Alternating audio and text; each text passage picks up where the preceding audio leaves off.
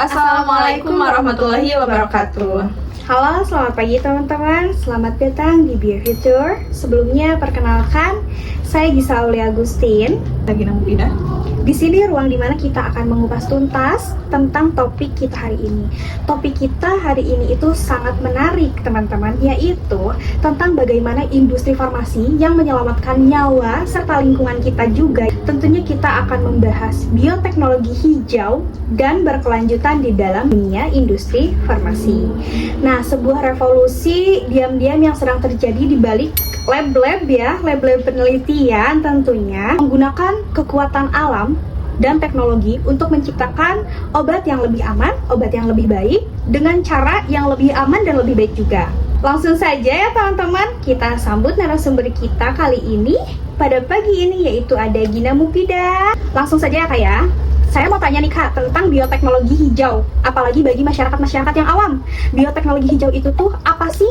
Apalagi di dalam farmasi itu tuh seperti apa? Apakah hanya sekedar tanaman obat saja atau bagaimana?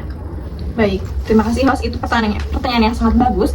Jadi bioteknologi hijau ini bukan yang dari hijau-hijau atau gimana ya. Jadi bioteknologi hijau ini dengan tujuan lingkungan kita lebih hijau, lebih sehat, lebih ramah dan juga minim limbah ya. Jadi sebenarnya bioteknologi hijau ini tidak hanya sekedar tanam-tanam ya, tapi ini adalah menggunakan organisme hidup seperti bakteri, jamur ataupun sel tanaman sebagai pabrik yang ramah lingkungan untuk menghasilkan produk obat. Nah, bioteknologi hijau seperti penggunaan proses biologi seperti fermentasi, mikroba, enzim atau rekayasa genetika untuk menghasilkan produk seperti itu. Baik Kak, berarti bioteknologi hijau ini itu dapat mengurangi limbah ya Kak ya di sekitaran kita, di lingkungan kita, serta selain itu tuh dapat menurunkan penggunaan bahan berbahaya, bahan kimia yang berbahaya, serta menciptakan rantai pasok ke pendekatan yang mungkin lebih stabil dan dalam penghijauan. Iya, seperti itu Kak? Betul sekali host, betul. Baik, saya akan bertanya kembali ya Kak, apakah ada tantangan utama gitu yang membuat si industri farmasi itu lebih ke pendekatan yang lebih hijau lagi?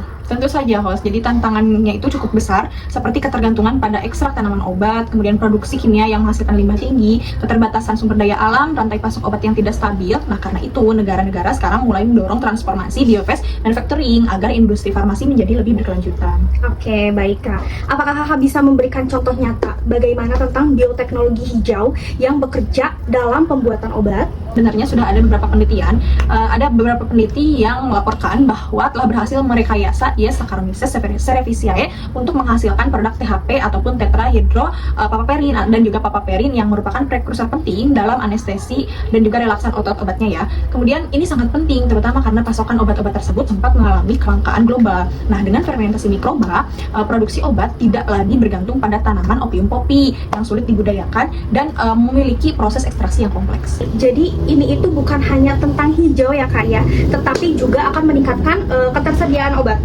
Baik, nah kita juga mendengar ya tentang perkembangan besar dalam produksi obat anti kanker. Nah, itu tuh gimana ya Kak ya? Bisa dijelaskan?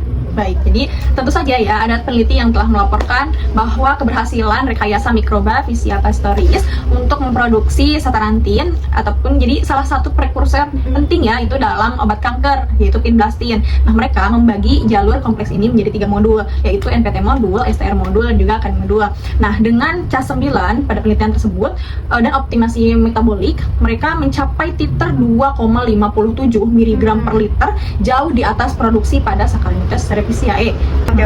Oh, berarti obat kanker ini itu bisa terbuat dari mikroorganisme Kak. Jadi bukan hanya dari tanaman saja, tanaman hijau, tetapi juga bisa dibuat dari mikroorganisme. Apakah betul? Iya, tentu saja karena banyak hal positif ataupun cepat ya dari mikroorganisme itu. Jadi sebenarnya tanaman ada ya dari tanaman yaitu Staudanthus roseus itu hanya menghasilkan sedikit prekursor pinblastin dan memerlukan lahan serta waktu yang lama. Nah, dengan fermentasi mikroba ini memungkinkan produksinya itu lebih cepat, stabil dan juga ramah lingkungan. Baik ya Kakak, terima kasih atas materinya pada kesempatan kali ini. Jadi teman-teman bisa menyimpulkan ya bahwa bioteknologi hijau ini itu bukan hanya inovasi ilmiah, tetapi sudah menjadi bagian penting dalam transformasi industri farmasi global tentunya.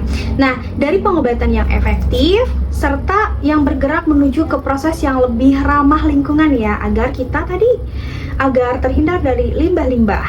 Begitu. Sekian dari kami, Gisa Aulia Agustin dan saya Gina Mufidah. Dan ini referensi jurnal yang kami pakai. Sampai jumpa kembali. Wassalamualaikum warahmatullahi wabarakatuh.